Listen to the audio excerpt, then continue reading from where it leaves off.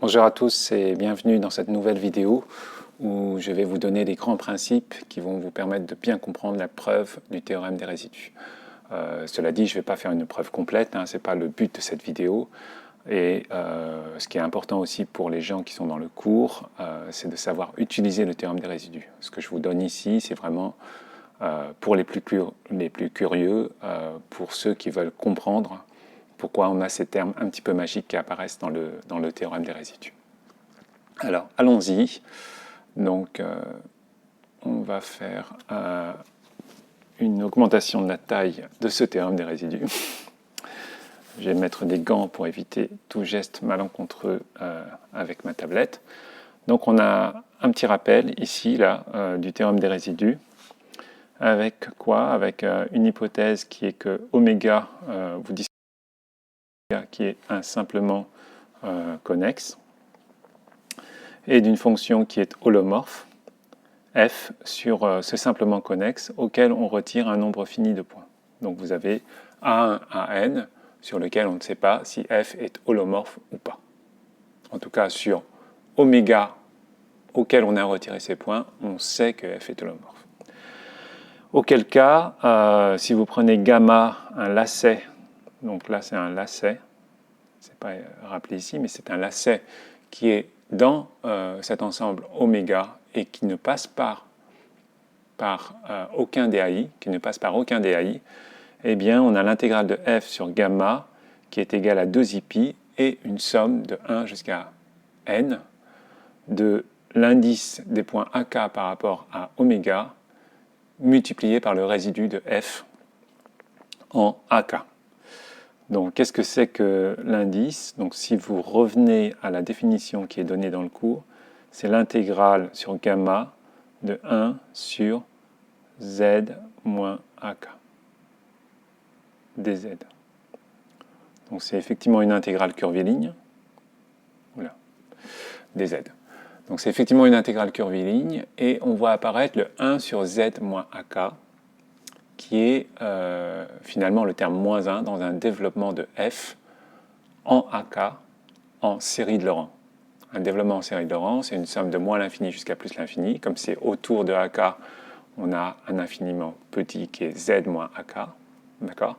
Et si vous regardez la puissance moins 1, c'est-à-dire celui qui est devant 1 sur z moins AK, eh bien vous avez d'un côté l'indice qui apparaît ici et le coefficient devant la puissance moins 1 qu'on appelle le résidu de f en AK. Donc ça, c'est le théorème des résidus tel que vous l'avez vu dans le cours. Et maintenant, ce qui va m'intéresser, c'est de comprendre ce théorème des résidus. Pourquoi il y a ça? Pourquoi, par exemple, notre fonction, dont on sait juste dans les hypothèses qu'elle est holomorphe sur oméga, auquel on retire 1 à n, pourquoi est-ce que cette fonction serait développable en série de Laurent? Okay? Et pourquoi on a cette formule d'indice fois résidu? Alors on part d'un théorème qui est le théorème de Cauchy homotopique, que j'appelle le théorème de Cauchy homotopique. Alors pourquoi homotopie? Parce que donc c'est expliqué en fait dans l'annexe du chapitre, mais comme je ne l'ai pas expliqué dans les vidéos, je vais rappeler ce que c'est qu'une homotopie. Donc une homotopie, c'est simplement, donc vous avez un lacet gamma 0 et un lacet gamma 1, et vous essayez de passer continuellement du lacet gamma 0 vers le lacet gamma 1 en utilisant une fonction qui est en fait de deux variables, de t et de s, où t appartient à 0,1 et s appartient à 0,1. Donc les deux appartiennent à 0,1. S, pareil, appartient à 0,1. Et cette fonction va être, on va dire, C1 par morceau, mais bon, pour les besoins de la preuve, on regardera simplement C1. Et vous avez donc une hypothèse très importante, enfin deux hypothèses très importantes, c'est que à chaque instant t, donc là vous avez gamma 0 et gamma 1, mais vous avez aussi les instants t intermédiaires, vous avez gamma t va être un lacet quel que soit t. C'est-à-dire que gamma t de 0 est égal à gamma t de 1. C'est-à-dire c'est un chemin orienté et tel que le point initial et le point final est égal au point final.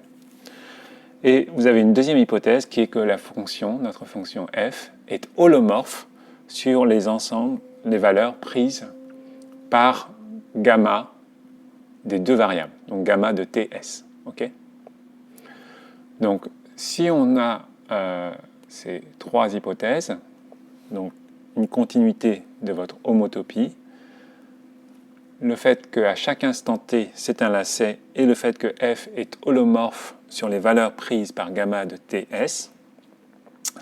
eh bien, on a l'égalité des deux intégrales curvilignes ici. Donc, l'intégrale de f sur gamma 0 est égale à l'intégrale de f sur gamma 1, est égale à l'intégrale de f sur gamma t. C'est-à-dire que l'intégrale de f sur gamma t est une fonction constante. C'est une fonction constante. Donc là, effectivement, on se dit si tout ça est une fonction constante, eh bien, on va pouvoir probablement le démontrer en faisant quoi? Eh bien, en dérivant par rapport à t. D'accord? Donc on a posé g de t qui est égal à cette quantité qu'on a définie ici. Donc par définition, g de t, c'est l'intégrale de f. Donc on a remplacé z par gamma de t, et notre dz devient une dérivée de gamma de t par rapport à s, ds. D'accord? Donc c'est comme si on avait fait la paramétrisation z est égal à gamma t de s. Et auquel cas, quand je dérive g' de t, pour peu que je peux dériver sous le signe intégral, j'obtiens une certaine quantité. Et cette quantité, si on la regarde bien, donc cette quantité c'est quoi? C'est j'ai pris ça et j'ai dérivé par rapport à t. L'expression de cette quantité qui est une dérivée par rapport à t, si on la regarde bien, eh bien c'est aussi une dérivée par rapport à s. Ça n'était pas évident, mais je dérive par rapport à t, j'obtiens une expression, et cette expression, en la regardant bien, eh bien c'est la dérivée par rapport à s d'une autre expression. Et quand j'ai une dérivée par rapport à s, je suis content parce que j'intègre par rapport à s. Donc, j'intègre une fonction qui a une dérivée par rapport à s. Donc, j'ai la primitive. C'est la dérivée par rapport à s de ça, donc c'est tout simplement cette fonction-là dont je prends la valeur en 1 et la valeur en 0. Et quand je regarde la valeur en 1, eh bien, qu'est-ce qui est bien? C'est que on a ça. f rond gamma t de 1 et f rond gamma t de 0. Mais qu'est-ce qu'on a dit? On a dit que gamma t de 1 est égal à gamma t de 0, simplement parce que c'est un lacet. Et on a dit que si on a ça, quel que soit t, eh bien, je vais dériver par rapport à t et j'obtiens simplement l'égalité au point 1 et au point 0, donc là c'est un 0, de la dérivée de gamma t par rapport à t. Donc là, on est content, cette quantité est égale à cette quantité, et cette quantité est égale à cette quantité, donc ça fait bien 0. Donc g' est nul, donc g est constant, et ça nous dit que, en fait, notre théorème de Cauchy homotopique est prouvé. Donc ça va avoir des conséquences, mais énormes. Tout va se comprendre à partir du théorème de Cauchy homotopique. La première conséquence, eh bien, regardons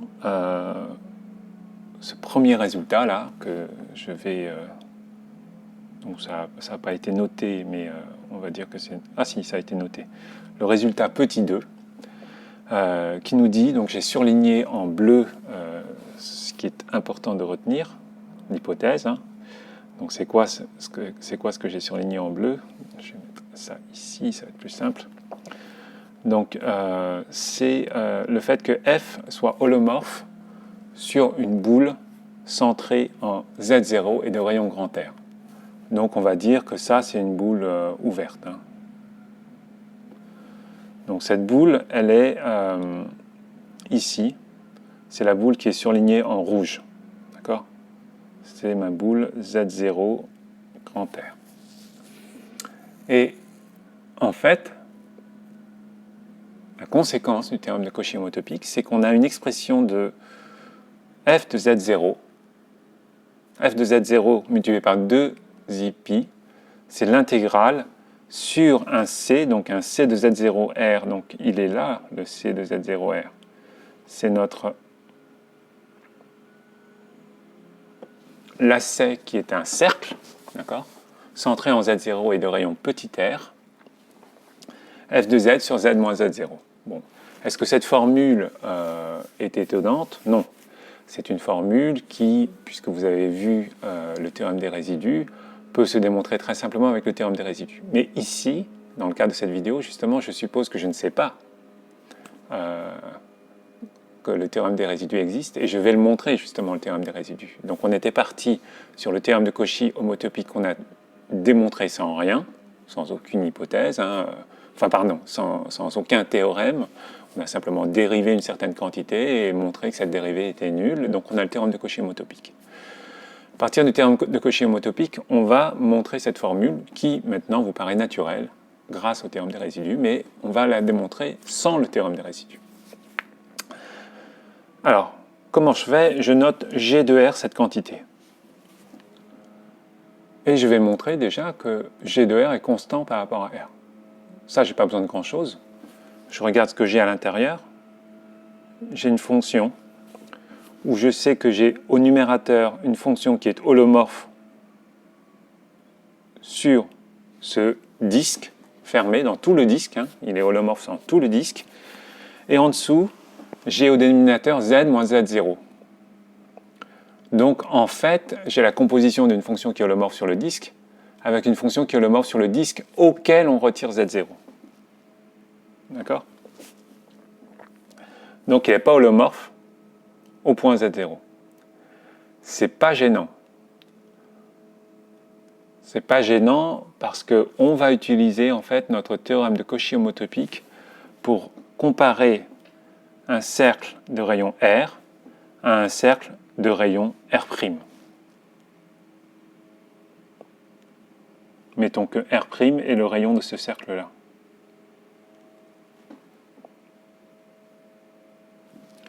Qu'est-ce qu'on a quand on regarde notre théorème de Cauchy homotopique?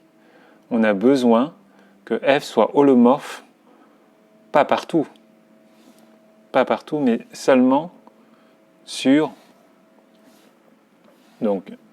sur les valeurs prises par gamma de Ts, par notre homotopie. Et ça nous sauve, parce que effectivement, la quantité qui est sous l'intégrale, donc j'ai oublié un dz ici, que je vais rajouter, la quantité qui est sous l'intégrale est holomorphe sauf au point z0, mais quand je veux effectivement comparer l'intégrale sur ce cercle de rayon R et l'intégrale sur ce cercle de rayon R', pour passer de l'un à l'autre, j'ai utilisé une fonction continue qui me permet d'agrandir par exemple notre cercle, et les valeurs prises par notre homotopie en fait vont être sur un anneau, et donc ça ne va pas concerner notre Z0. Et donc, par le théorème de Cauchy homotopique, G de R est constant lorsque R évolue entre 0 et grand R strictement. D'accord? Donc G de R est une constante. Maintenant, comme c'est une constante, eh bien, donc, pardon, ça c'est d'un côté G de R est une constante, et de l'autre, si je regarde G de R, et que je regarde lorsque R tend vers 0, eh bien, je prends simplement une paramétrisation de mon cercle, donc ça c'est très simple. Une paramétrisation du cercle, c'est quelque chose qui est très simple à faire, donc c'est simplement un cercle de centre Z0 et de rayon petit r, je vais faire tendre petit r vers 0, donc notre paramétrisation c'est Z0 plus R, E, I, θ. D'accord? Donc c'est ça notre paramétrisation. Je divise par z moins z0, donc il y a un REIθ, je regarde ce qui se passe, j'ai un REIθ qui s'élimine, j'ai I qui est ici, et puis ça, j'ai une fonction qui est continue, donc quand R tend vers 0, on a quelque chose qui se stabilise en f de z0, donc ça tend vers f de z0, le I qui est ici, je le retrouve là, et puis comme j'ai intégré entre 0 et 2π une constante, j'ai 2 Iπ f de z0. Donc on a une écriture qui est celle-ci.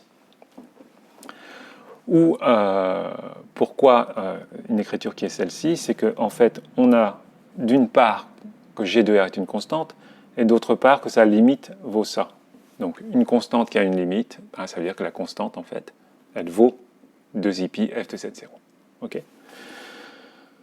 Donc ça est notre première conséquence du théorème de Cauchy homotopique. Notre deuxième conséquence va être notre développement justement en série de Laurent. Le développement en série de Laurent pour une fonction qui est holomorphe. Alors plutôt que de regarder une fonction holomorphe en un certain point, je vais dire c'est holomorphe, on va dire, holomorphe autour d'un certain point, je vais dire holomorphe autour de 0. Évidemment, ça sera pour vous, vous aurez à l'utiliser pour des fonctions qui sont holomorphes autour de, des pôles A1, A2, AN.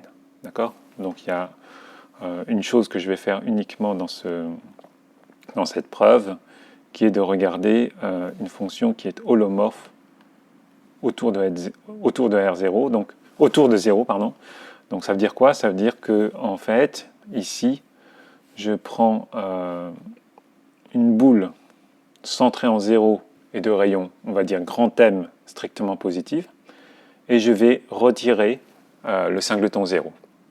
Donc c'est pas tout à fait ici, c'était la situation où Z0, même en Z0, c'était notre fonction f est holomorphe, d'accord? Mais c'est pas le cas ici. Ici, on a enlevé une hypothèse. Donc, au point, au centre de la boule, ce n'est pas holomorphe.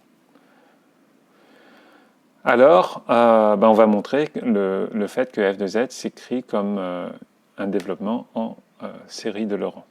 Ça, c'est le premier résultat. Le deuxième résultat, surligné en rouge ici, c'est précisément l'écriture de notre première écriture du théorème des résidus, avec un cercle de centre 0 et de rayon R. D'accord ? Donc, partons de ce que nous savons. On va démontrer petit a et petit b. Donc, la preuve débute ici. Donc, elle débute ici, là.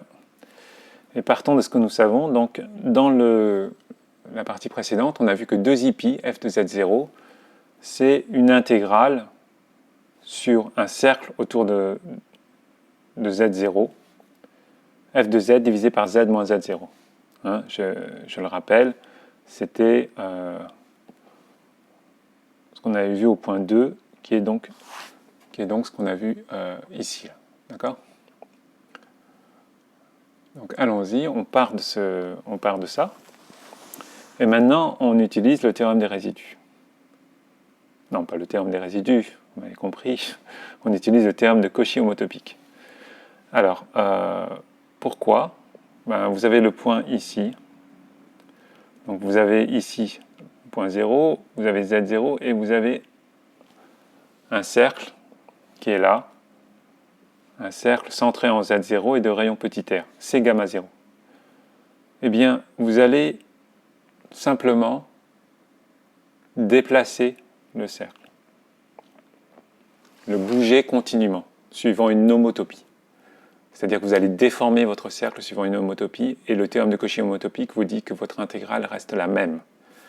Alors, quelle est mon homotopie? Je vais simplement, ici, passer du cercle en quelque chose qui est comme un anneau. D'accord? Là, vous voyez, pardon.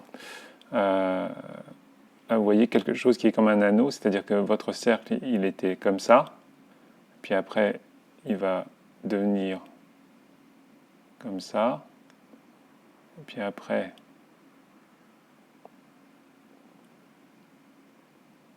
comme ça, puis après, comme ça.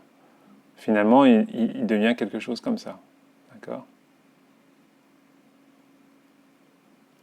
Et à la fin, il va devenir comme ça.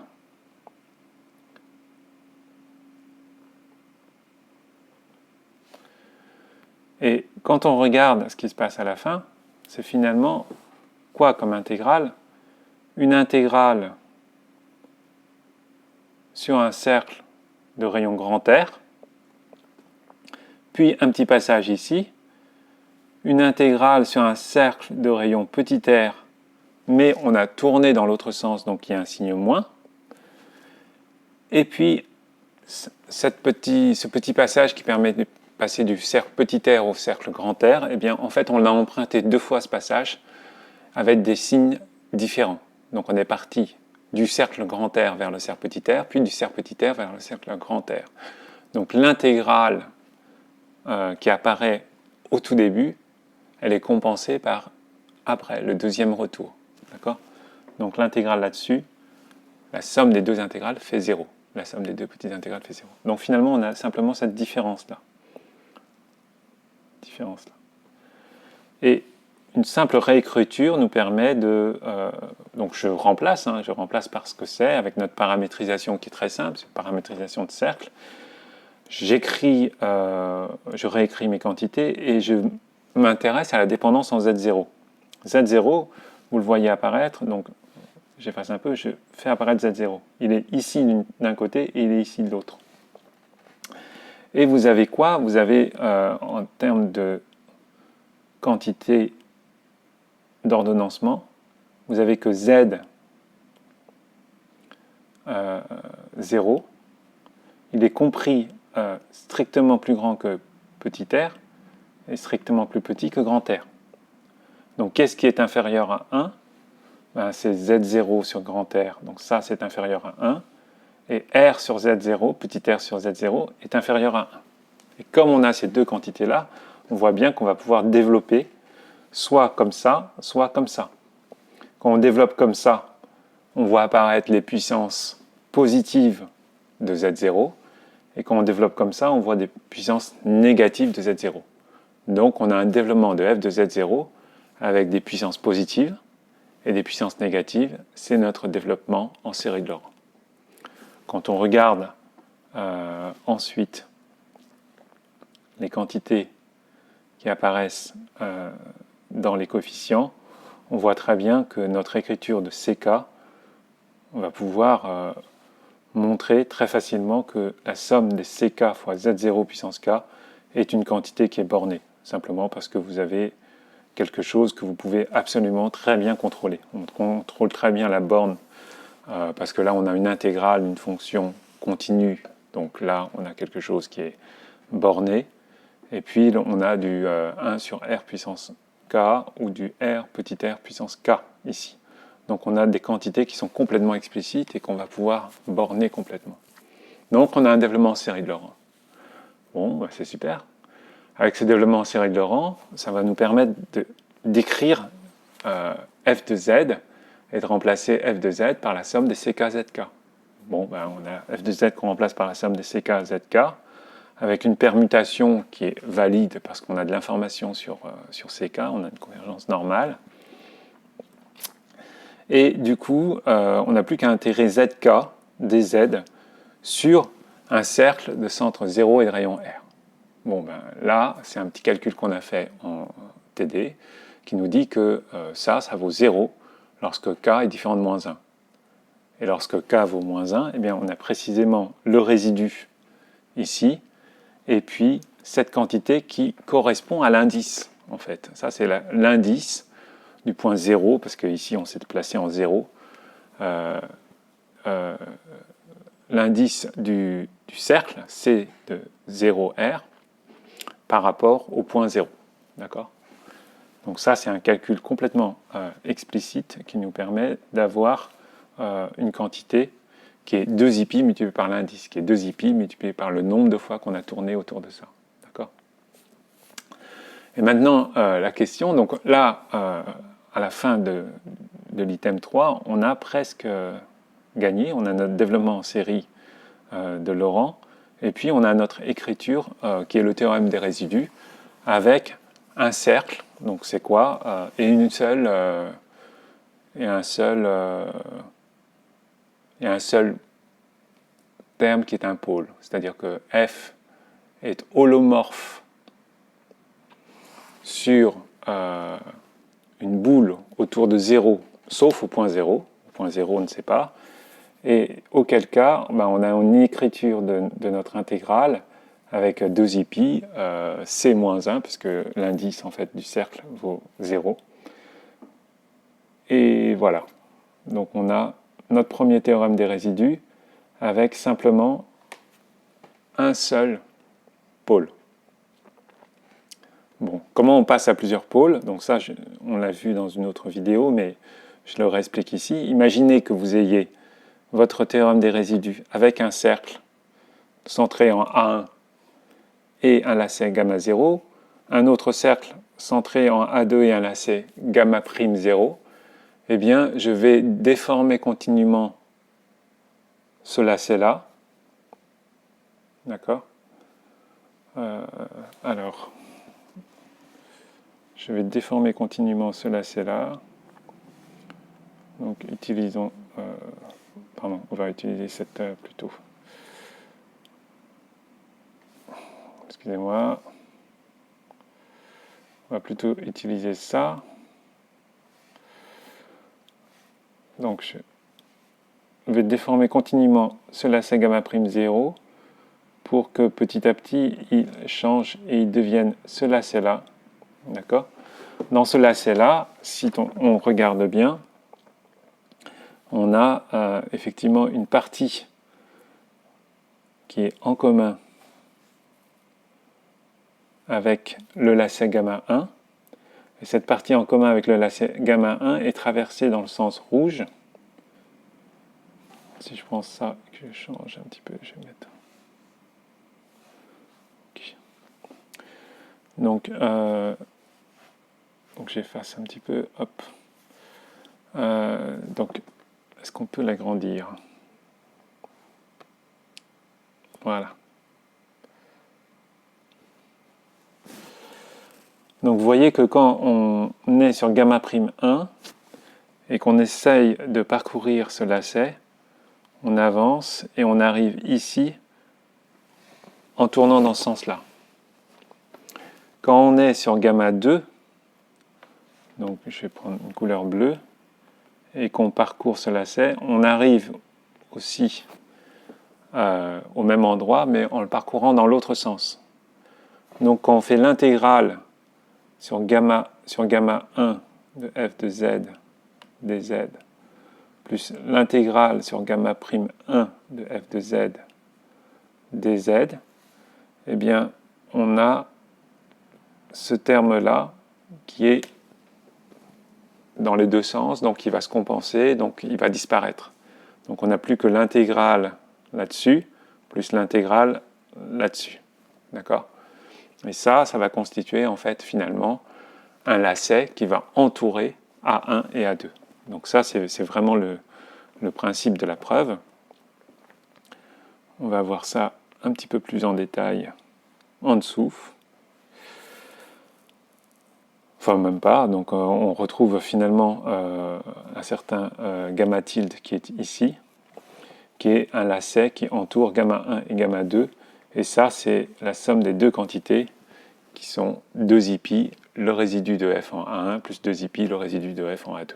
Et comme ça, de proche en proche, on obtient que l'intégrale de f de z, dz, sur un lacet qui entoure, je ne sais pas, n pôles, eh bien c'est 2ip, la somme des résidus de f en ces n pôles. Ici, l'indice ne compte pas parce qu'on a simplement un indice qui vaut 1.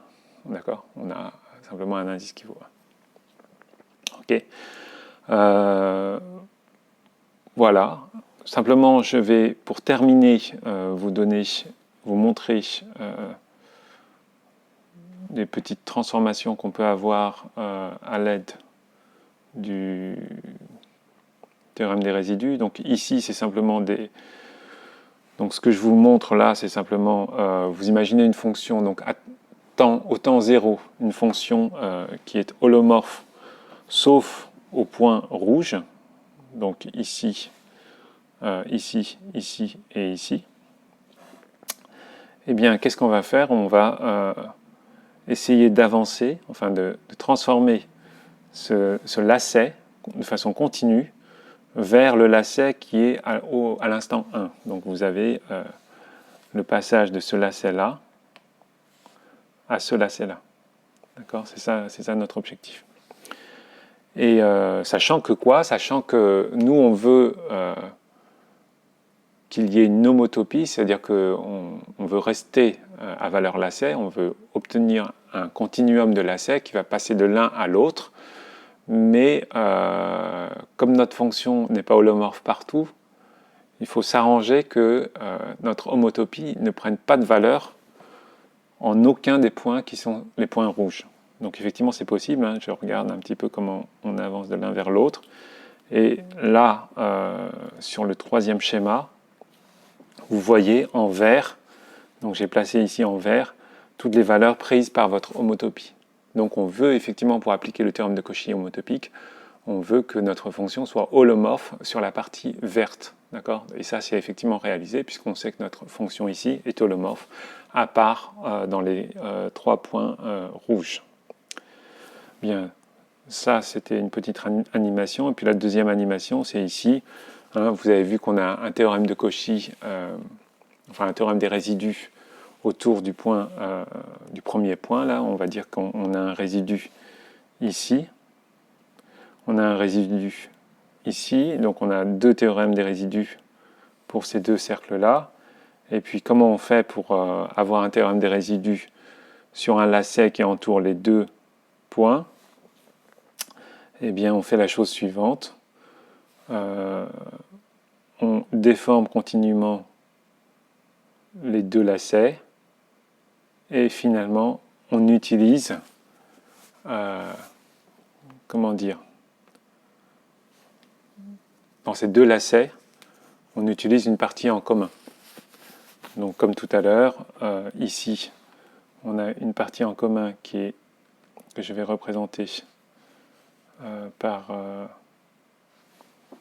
donc, si je prends un premier sens de parcours ici, on a une partie en commun qui va avec cette flèche-là, d'accord? Et puis, pour le deuxième lacet, donc, je vais prendre une autre couleur, bleu. Eh bien, on a un parcours qui est dans l'autre sens. Donc effectivement, cette partie-là et cette partie-là se compensent. Donc ça disparaît quand on somme les deux. Cette partie disparaît et on se retrouve en fait avec une intégrale sur le lacet qui est en mauve à côté. D'accord ?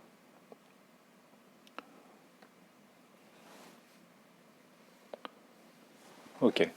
Donc voilà. Voilà, ben, écoutez, merci de votre attention. Là, on vous a présenté, enfin, je vous ai présenté un petit peu les grands principes de preuve. Évidemment, on fait ça un petit peu visuellement, mais ça permet de bien comprendre d'où vient ce théorème des résidus. Merci de votre attention et à bientôt.